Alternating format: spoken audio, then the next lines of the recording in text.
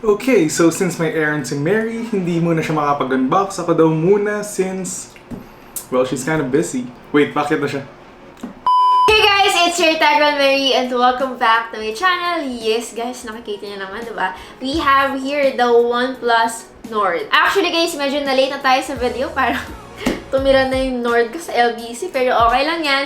I am still here to give you guys my review. And alam niyo naman, sobrang hype na tong smartphone na to sa US. I think ilang beses siyang na-sold out. Dito din naman, it's just that marami tayong mid-range devices and other brands na naglalabas ng mga cheaper alternative na smartphone. Sa ibang country kasi guys, lalo na nga sa US, wala silang Oppo, Vivo, Xiaomi, Realme. Which is why kapag naglalabas ang mga brands na mga budget phone like the iPhone SE 2020 or the Pixel 4a and ito na nga, the OnePlus Nord, people go crazy talaga. Anyway, since nasa Pilipinas tayo, huwag na natin pag-usapan yan. Actually guys, my OnePlus Nord is from Digital Walker as always. Pag-usapan natin yung pricing, availability, and everything sa end ng video natin. Again guys, alam naman natin na ang OnePlus nagsimula talaga yan as a flagship killer. Every year, naglalabas sila ng bagong device with flagship specs pero lower than the flagship price. And this year, 2020 nga guys, nalabas na yung OnePlus 8 Pro which is no more a flagship killer kasi nga, ngayon sa video natin guys, malalaman natin kung talaga bang worth the hype itong OnePlus Nord. So without further ado guys, let us proceed to our unboxing. So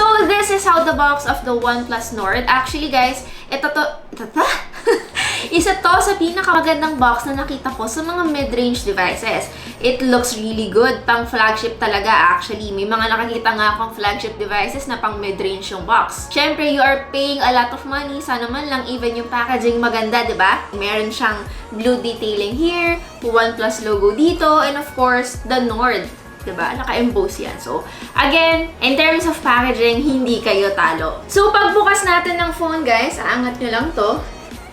Ayan. O, diba? Bubungad sa atin agad yung phone. Nakabukas na siya kasi nga nagamit ko na siya. Ayan, guys, nakalagay this way to Nord. And ang ganda ng pagka-blue, diba? Makikita nyo yan mamaya. Tapos, guys, may cardboard. Okay? So, may pa-welcome letter, guys, ang OnePlus Nord. Tignan nyo yung likod. Ang ganda tignan. O, diba? Ang ganda. Pwede siyang bookmark. And ito yung OnePlus team, of course. Syempre guys, may panundot. And yung jelly case natin guys, meron siyang design actually. Hindi siya talaga transparent kasi parang may matte finish siya dito sa gitna. Sabi ko naman sa inyo guys, again, pag OnePlus, kompleto sa Ricardo, ultimo stickers. O, diba? May pa-stickers din sila. And of course, the paper works. Ano mo, nakakatawa guys. Gusto ko lang i-point out, ang gaganda ng kulay. May mga blue text. Ewan ko, parang it's very refreshing na makakita ng ganitong klase ng paperwork. Of course, guys, the famous red charger, yung ating USB-C na charging cable. At syempre, yung ating 30-watt warp charger. Ayan siya, guys. Grabe! Ang daming laman ng box, ang dami ko rin liligpit. Wait lang guys, ligpitan muna natin to. So ayan guys, again, this is the OnePlus Nord. Yung color na meron ako, this is what they call blue marble. And yung isa guys, ang tawag naman doon ay gray onyx. May pagka-black yung device na yon. So alisin na natin yung plastic, syempre. And of course, the sticker. Yung variant pala na meron ako guys, this one is the 8GB of RAM with 128GB of internal storage. So let's get this out of the way and pag-usapan na natin guys yung OnePlus Nord. Don't worry guys, hindi lang review yung gagawin natin dito.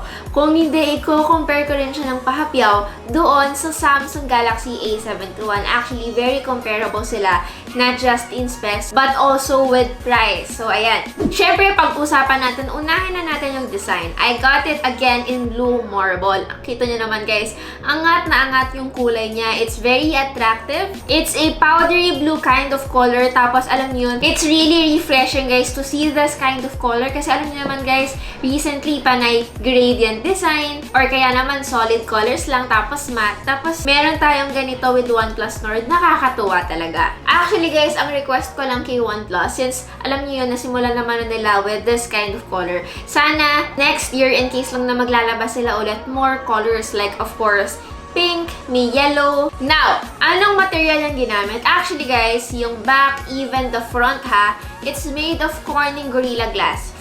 which is actually sakto lang for its price. Ito na yung standard actually. Dapat lang na meron tayong Corning Gorilla Glass protection sa mga smartphones na ganito ang price range. Ayan guys ha, nagsiset na ako ng standards para sa inyo. Kailangan pag 20,000 pataas, kahit pa paano may Corning Gorilla Glass protection. But, take note lang guys, yung frame niya is actually made of plastic. Nung una, akala ko glass metal sandwich siya, pero hindi po. Again, I get it naman kasi nga, syempre, nagko-cost cutting tayo dito. I mean, sila pala. Sila yung nagko-cost cutting. Overall guys, I really like the design of the OnePlus Nord. Very comfortable sa kamay. And alam niyo yun, there's a certain heft to it. Also guys, we also get the signature slider sa mga OnePlus na mas, alam niyo yun, mas mahal, mas flagship, na located dito sa may right part, which is good. Akala ko actually guys, inalis nila to. And actually guys, I prefer this more, yung slider ni OnePlus, kaysa sa slider ng mga iPhones. Since it has 3 options guys, again sa iPhone, 2 lang. Sa ilalim ng slider guys, nandito yung ating power button. On top, meron tayong microphone. On the left part, we have the volume rocker. And below, we have again the SIM card tray, another microphone, USB Type-C port, and the speaker grill. Unfortunately guys, wala po tayong headphone jack. Medyo, alam niyo yun, kasi again, yung competitors niya, may mga headphone jack like the Samsung Galaxy A71 or other mid-range smartphones out there. Ito pa guys, hindi rin siya expandable storage. So, kahit na may micro SD card ka pa dyan sa bahay nyo, hindi nyo siya magagamit dito sa OnePlus Nord. Which is, gets ko din, alam nyo kung bakit, merong OnePlus Buds C1 Plus. OnePlus Buds C1 Plus.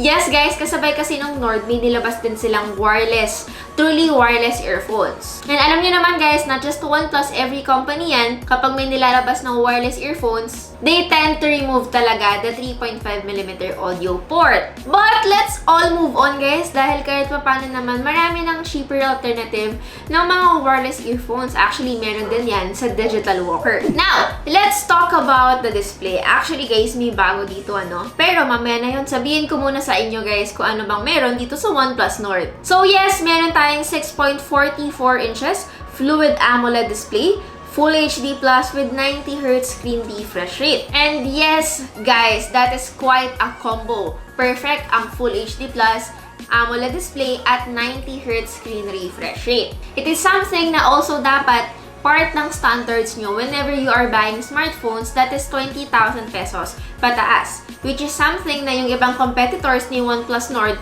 ay wala po. My experience guys with the display of OnePlus Nord is very smooth. As in, buttery smooth guys. Ang bilis talaga niya, Iba talaga kapag higher refresh rate, katulad nga ng 90Hz. Actually, medyo para sa akin lang naman, ang hirap ma-distinguish ng 90Hz sa 120Hz. Kaya minsan, iniisip ko, do you really need 120Hz on your everyday life? Lalo na kung hindi naman lahat ng games ay sinusupport niyan. Kaya minsan, okay na ang 90Hz screen refresh rate. Besides gaming guys, yung UI transitions niya, scrolling through Facebook and Instagram, I had no problem guys, lahat sila smooth. Brightness naman, okay lang naman siya up to 500 nits, pero hindi siya ganun kataas kung i-compare natin siya sa Samsung Galaxy A71. So yes guys, medyo madilim yung display natin with the OnePlus Nord, but don't worry, kinaya naman niya kahit outdoor. So yes, visible pa rin yung mga logos, icons, and text. So, Mary, what can you say ba with 90Hz screen refresh rate combined with an AMOLED display? Alam nyo guys, it was actually almost perfect. The only thing I didn't like is of course the pill-shaped camera. Actually, this is the first time na magkakaroon ng pill-shaped camera ang OnePlus smartphone. Kung maalala nyo yung OnePlus 8 series, single punch hole lang. Which is sana, I was kinda hoping na isa na lang. Kahit punch hole na lang, okay na ako. Hindi talaga ako fan guys ng mga, alam niyo yan, pill-shaped cameras. Sinasabi ko rin naman to sa iba ko pang videos. Now, let's go sa cameras niya. Again, lahat-lahat, actually, meron tayong 6. Alam ko, napakadami. Lahat ba yan very useful? Actually, sa video natin ngayon, malalaman natin yan. So, from the top guys, meron tayong 8 megapixels na ultra-wide angle lens, 48 megapixels Sony IMX586 with OIS main camera, 5 megapixels depth sensor, and a 2 megapixels macro camera. Okay guys, macro camera. I already said this a million times. Oh, a million times. But, not really a fan of a macro camera. I really think brands or companies are just putting it there para lang masabing maraming cameras. I mean, you might find it useful at times, but I think 5% of the time, like the whole time na nagamit mo yung smartphone mo lang siya magagamit. I still find it useless, and even the quality, guys, medyo underwhelming siya. Actually, okay na ako sa 3 camera. But, of course, yung kanyang 5 megapixels depth sensor, guys, okay naman siya. It did a good job. Okay yung ating subject to background separation. Impressive din yung kanyang bokeh effects. Now, for the 48 megapixels primary camera, actually, ang sabi ng OnePlus, pang flagship daw yung specs ng camera nito. But, I would say not really pang flagship. They were good, but not really pang flagship. I think medyo OA yung part na yon. It has great detail, guys. Don't get me wrong. Okay na okay naman sila. But medyo mataas lang yung contrast niya, ano? Parang hindi masyadong natural tignan. Depende na lang to, guys, kung gusto niyo ng mga ganitong klase ng photos. Kumbaga, parang hindi mo na siya kailangan i-process or i-edit pa kasi nga, over-process na. Ultra-wide camera naman niya, guys, okay sa akin. They are really consistent from the wide camera. Medyo syempre softer lang, pero konting-konti lang naman. But, mas nagustuhan ko ng konti yung ultra-wide camera, guys, ng Samsung A71. Mas malawak yung kanyang field of view. Now, for the front cameras, meron tayong 32 megapixels main camera and an 8 megapixels ultra-wide angle lens. Yung selfie photos natin, guys, they really turned out good. Natural naman yung skin colors natin and even yung background. Actually, guys, kung pagtatabihan natin yung wide at ultra-wide selfies natin, medyo hindi naman sila masyadong nagkakalayo. Kumbaga, parang nilayo ko lang yung kamay ko. But, okay naman yung quality, guys, ano? Parang hindi rin siya masyadong nagbago at consistent yung colors. Kaso lang, kung hindi rin naman din pala siya magiging ganun ka-wide, sana ginawa na lang siyang depth sensor. In terms of low light images naman, guys, yes, meron naman siyang dedicated night mode. Syempre, hindi naman yan mawawala. Okay naman yung mga night mode shots natin, guys, but huwag kayo masyadong mag-expect, hindi siya yung talagang pang-flagship ang datingan. Kung baga, saktong-sakto lang. In terms of videos naman, guys, ang OnePlus Nord, it can shoot up to 4K at 30 FPS with OIS. Which is really good, guys, dahil hindi po lahat ng smartphones na may 4K ay meron ng OIS. Usually, guys, nawawala ang stabilization kapag nagpo-4K na. Which is another great feature, guys, na nakakalimutan ng ibang tech reviewers. At ito pa, guys, ano, nakakatuwa dahil yung front camera nitong OnePlus Nord, it can shoot up to 4K at 60 FPS. Though, ang pinagkaiba lang niya, guys, wala siyang OIS. So, expect nyo na medyo magiging shaky yung ating 4K sa front camera. Now, for the chipset, syempre, importante talaga to sa inyo. Actually, very powerful yung chipset na ginamit kay OnePlus Nord. Meron siyang Qualcomm Snapdragon 765G with... oh my God!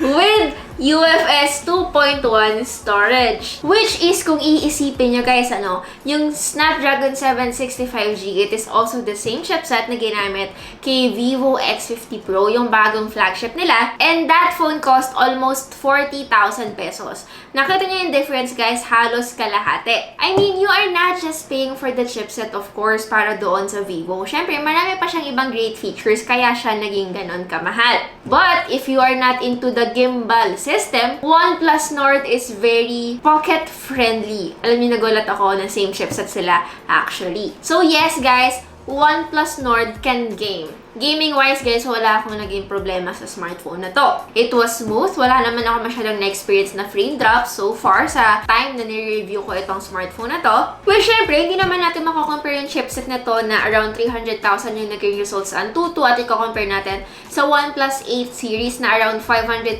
yung naging results. Malayong malayo, syempre. Pero, again, for normal users na mga hindi naman masyadong naghahanap ng, alam niyo yun, smartphone na sobrang dedicated for gaming, I really suggest, guys, the OnePlus Nord. And sa mga hindi pa nakakaalam, guys, ang Qualcomm Snapdragon 765G, isa to sa pinakamurang Qualcomm chipset. At ito pa, integrated na rin sa kanya yung 5G. So yes, 5G ready na ang OnePlus Nord. Which is also guys, another cheap alternative smartphone, lalo na sa mga, alam niyo, nakatira sa mga places na meron ng 5G connectivity. Katulad nga if you are around TGC or Makati, or you are, you know, sa ibang country katulad ng US. Wala rin ako na-experience guys na lags or even touch latency in high settings, which is a really good sign. And besides doon guys, hindi lang doon nag-excel yung OnePlus Nord. Even in other aspects, dahil nga ito doon sa kanyang Oxygen OS 10.5.4 based on Android 10. It is clean, bloat-free, and gives you a very stock Android experience. And actually guys, kung medyo matagal na nga kayong nanonood sa akin,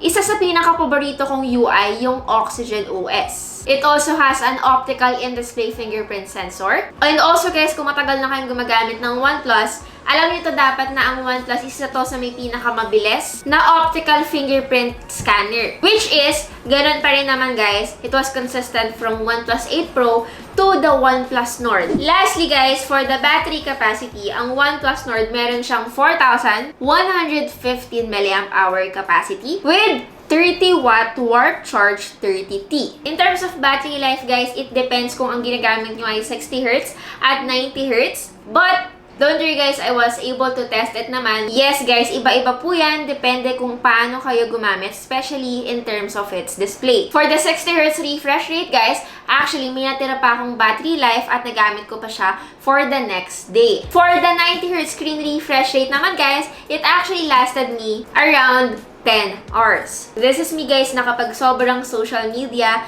and of course, gaming. Alam niyo naman ako guys, maya't maya akong nagsi-cellphone. But in terms of charging guys, ito naman wala kayong magiging problema. Yung 30 watt niya, I swear, pagdating sa OnePlus guys, it's one of the best features talaga at madalas ito yung binibili ng ibang tao, yung charging niya. Yes guys, kulang-kulang isang oras na fully charge ko agad itong OnePlus Nord. But don't expect guys na meron siyang IP rating or even wireless charging dahil wala po. Now, for my final verdict or yung ating conclusion, sa tingin ko guys, ang OnePlus Nord, meron talaga yung special place para doon sa segment ng 20,000 to 25,000 pesos na mga smartphones. Actually guys, lalo na doon sa mga tao na naghahanap or nagde-demand ng mga OnePlus devices na mura or cheaper lang. Especially guys, yung mga sobrang OnePlus fan, tapos syempre, hindi naman nila masyadong afford yung mga flagship ni OnePlus, OnePlus Nord is the perfect device for you. All in all guys, sa tingin ko, OnePlus Nord will trigger other mid-range devices na ka-level niya to actually step up. So yes guys, para sa akin,